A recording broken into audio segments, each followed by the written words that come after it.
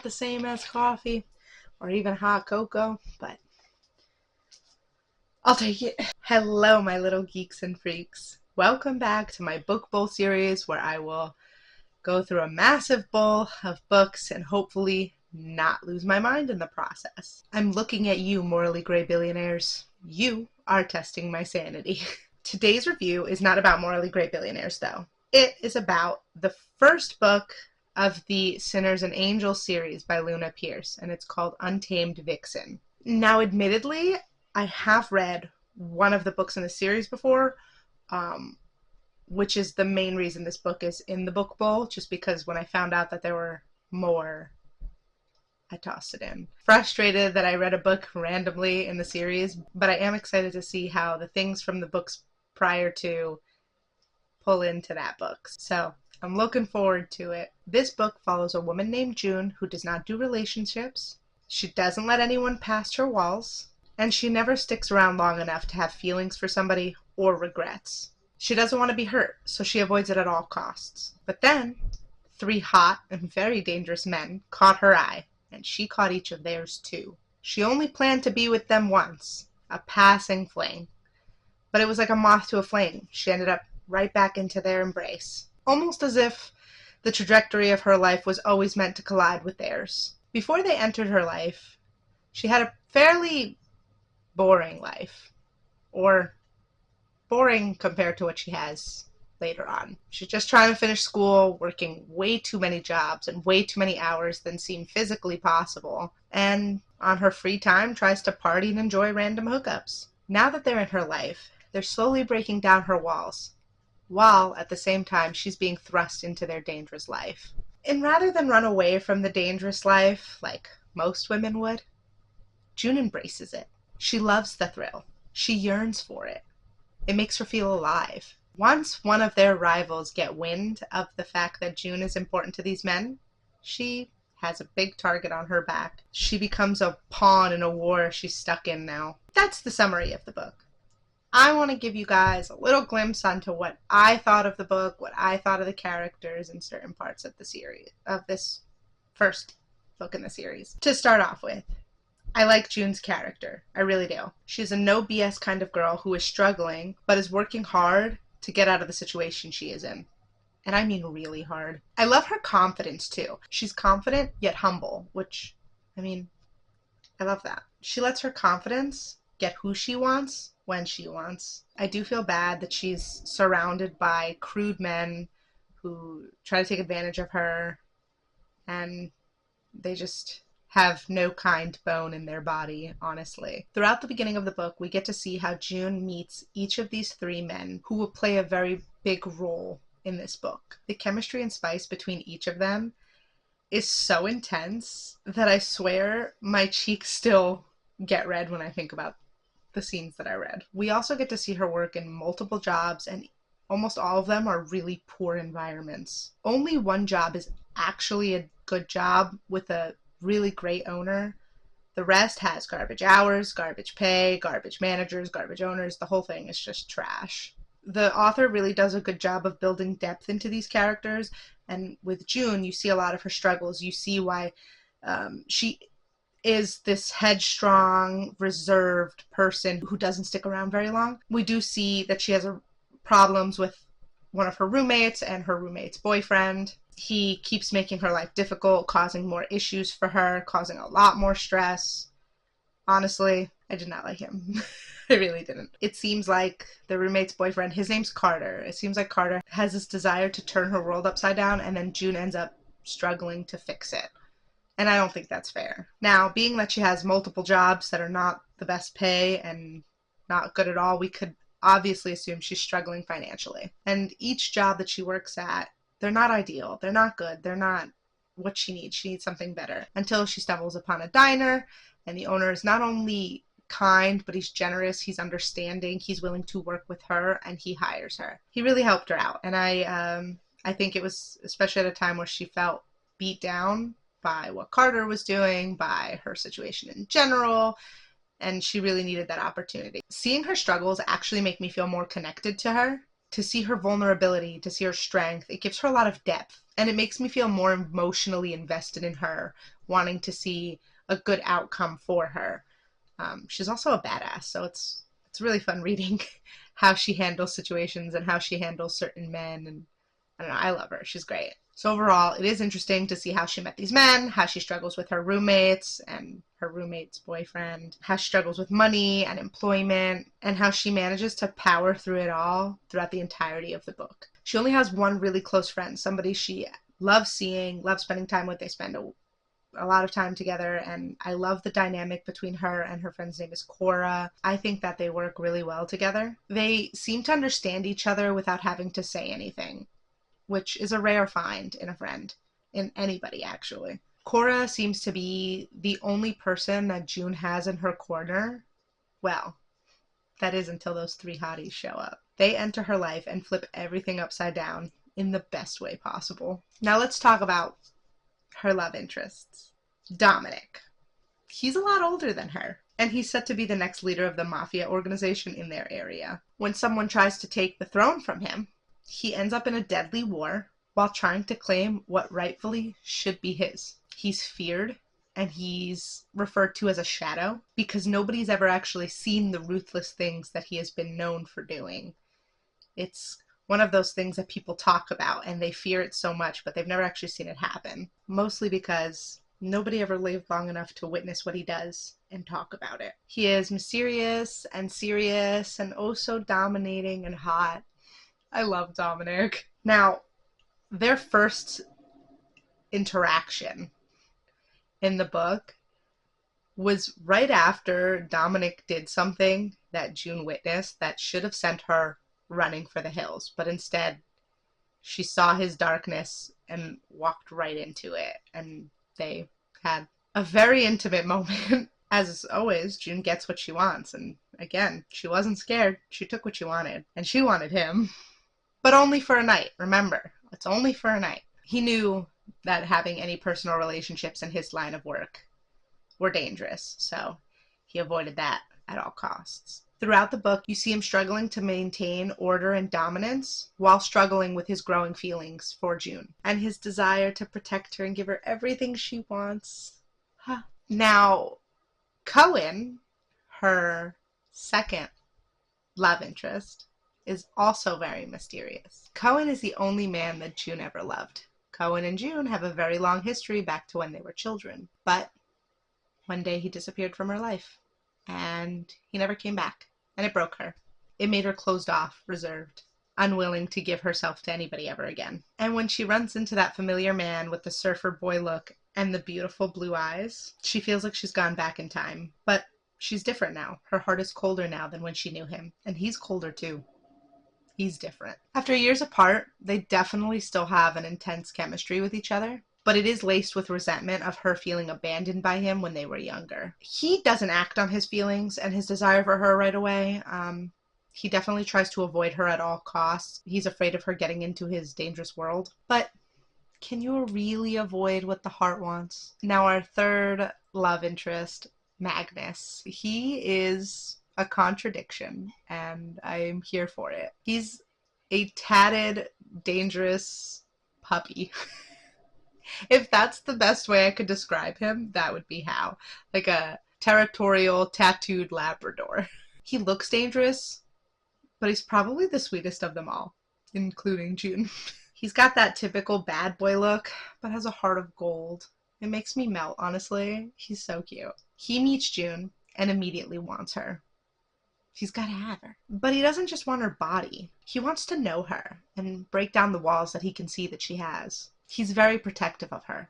Well, they all are. He was the only one who didn't mind bringing her into the darkness of their world, because he could see the darkness in her as well, and he knew that she could handle being in that life with them. She was able to see more than just dangerous men in a dangerous lifestyle. Luckily for June, all three men happen to live together.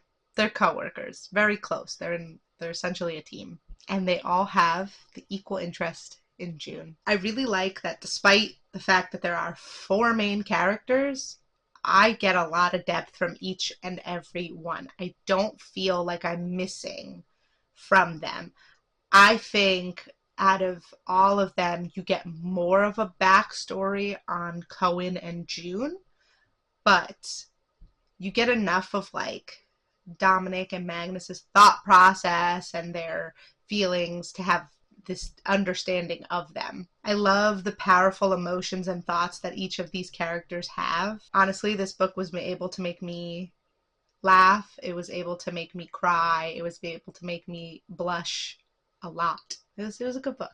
I will just keep saying that. I love this book. They're all so dark and broken, but have so much desire and hope that they try to suppress. And they're so attracted to June because she doesn't fear them. She embraces them. Like I said, she sees their darkness and she mirrors it with her own. I think it's the fact that they share that darkness within them that makes her want them even more. I also love that the spice is amazing in the book. I will stand by that.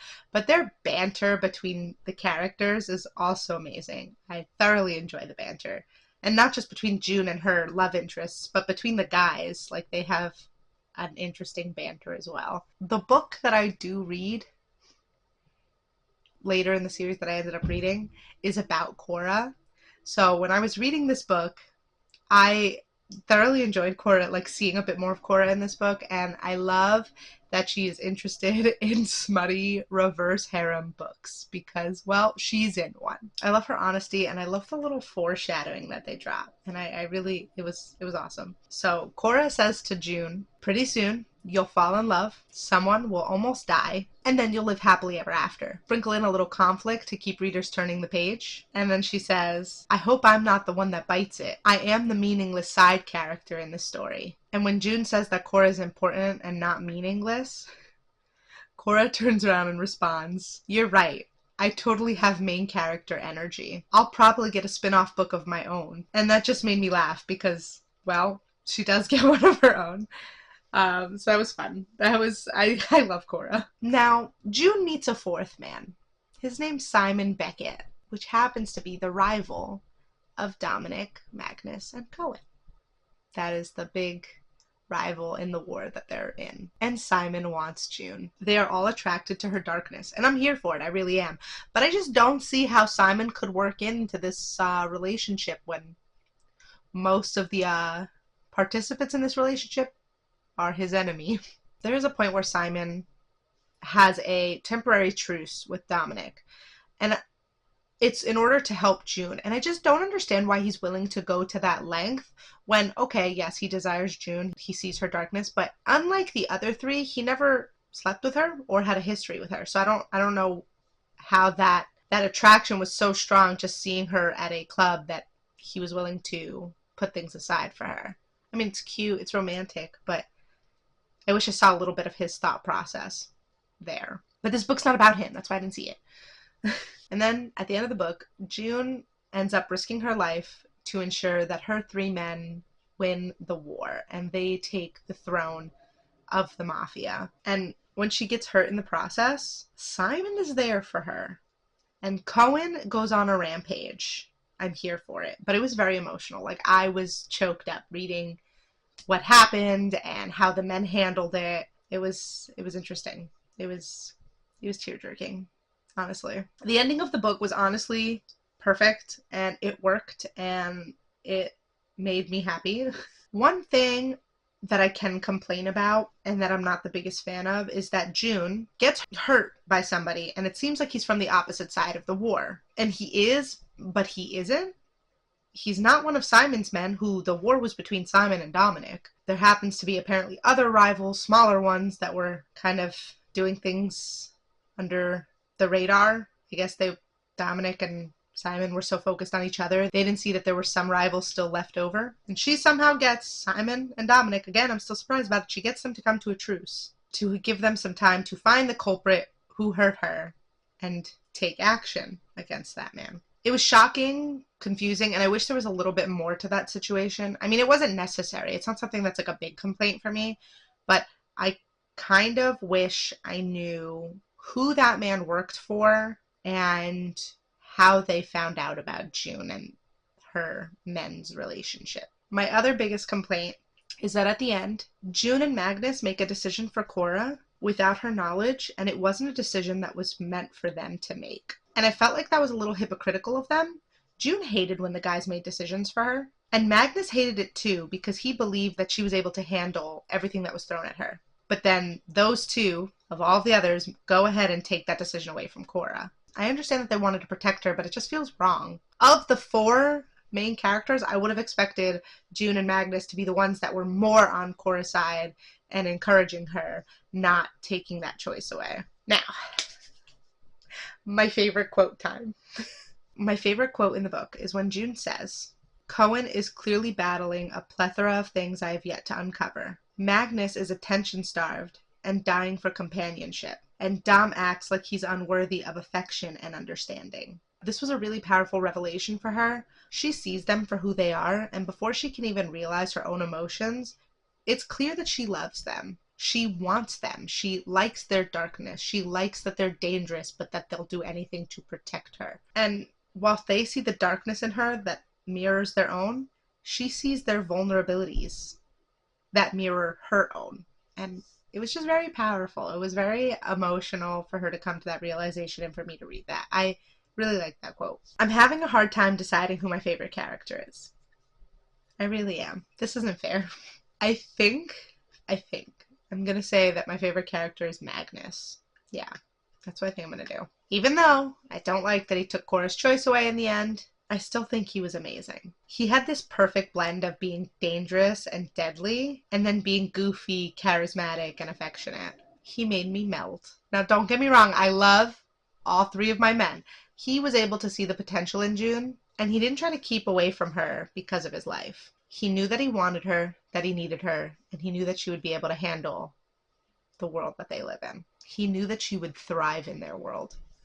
Of the main characters, I don't have a least favorite, and I refuse to give anybody that title because I love them all so much. I felt like they all had their resistance and their willingness to embrace the change and the relationship. It wasn't something that was so much back and forth. There wasn't anyone with too much of a whiny attitude or too much of a bratty attitude or too much of a grumpy attitude.